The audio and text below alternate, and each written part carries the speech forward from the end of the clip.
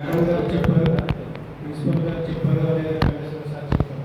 అంటే మీ జీవితంలో బాగుపడాలంటే ఆ డ్రగ్స్ జోలికి వెళ్ళకూడదు. అంటే మీ ఫ్రెండ్స్లో ఉంటారంటే మీ ఫ్రెండ్స్ని ఎవరిని క్రిటిసైజ్ చేయడం కాదు, తెలియకుండా ఉండొచ్చు. వాళ్ళు ఇంకొకరు ఇంప్రెస్ చేయొచ్చు. మీ ఫ్రెండ్స్ ఉన్నారంటే మీ ఫ్రెండ్స్ ఇంకొకరు ఇంప్రెస్ చేసి వాళ్ళ ద్వారా మిమ్మల్ని ఇంప్రెస్ చేయొచ్చు. అందువల్ల ఈ మొత్తు బారిని పడకండి. డ్రగ్స్ అనేక రకాలుగా వచ్చేసి చాక్లెట్ రూపంలో కూడా డ్రగ్స్ బయట మనకి దొరుకుతున్నాయండి. అవి మీరు తీసుకున్నారంటే మీ జీవితాన్ని పాడు చేసుకోవడం ఉంటుంది.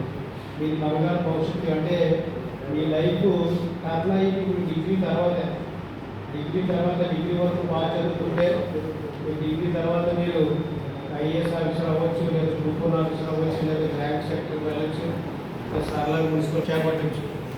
ఈ మధ్యలో మీరు దీనికి బానిస అయిపోయి ఇక భవిష్యత్తు పాడైపోతుంది, జీవితాలు పాడైపోతాయి. ఇంట్లో వెనకాల తల్లిదండ్రులు కూడా మీకు బాగా బాధపడతారు.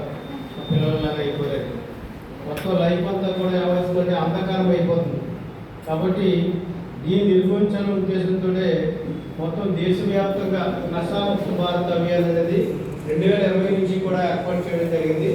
మన ఆంధ్రప్రదేశ్లో అయితే లాస్ట్ ఇయర్ నుంచి డ్రగ్స్ ఫ్రీ ఆంధ్రప్రదేశ్ అని అది ఢిల్లీ వాళ్ళు ఏర్పాటు చేసి ఆంధ్రప్రదేశ్కి కాంట్రాక్ట్ వాళ్ళు తీసుకుని వాళ్ళ ద్వారా ప్రచారం చేయించడం అనేది జరుగుతుంది.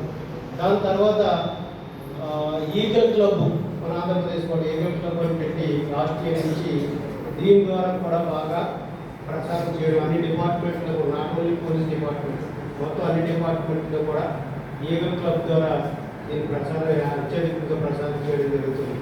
ఇప్పుడు ఇంత అర్జెంటుగా ఈ కార్యక్రమాలు పెట్టడానికి మన గవర్నమెంట్ వచ్చినటువంటి ఇన్స్ట్రక్షన్స్ మాట అవేర్నెస్ చేయాలి.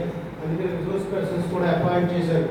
ఆవిడ వచ్చి 10 జిల్లాలు తిరుగుతారంటే ఆవిడ 10 జిల్లాలకి తిరిగి 10 జిల్లాల్లోని కూడా ఈ ఎడ్యుకేషన్ ఇన్స్టిట్యూషన్స్ ఎక్కడైతే ఉన్నాయో మరి అక్కడెక్కడ మెయిన్ పిల్లలందరూ కూడా ఉండేది అక్కడ ఇన్స్టిట్యూషన్స్లో ఉంటారు. కాబట్టి మిమ్మల్ని ముందు ఎడ్యుకేట్ చేయాలి.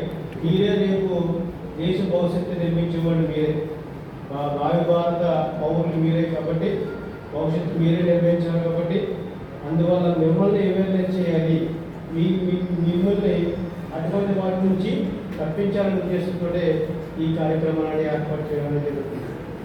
ఈ సందర్భంగా ఈ కార్యక్రమం ఏర్పాటు చేసినందుకు ప్రిన్సిపల్ కమిషనర్ గారికి, దానికి అంగీకరించినందుకు మా ప్రిన్సిపల్ గారికి కృతజ్ఞతలు తెలియజేస్తున్నాను.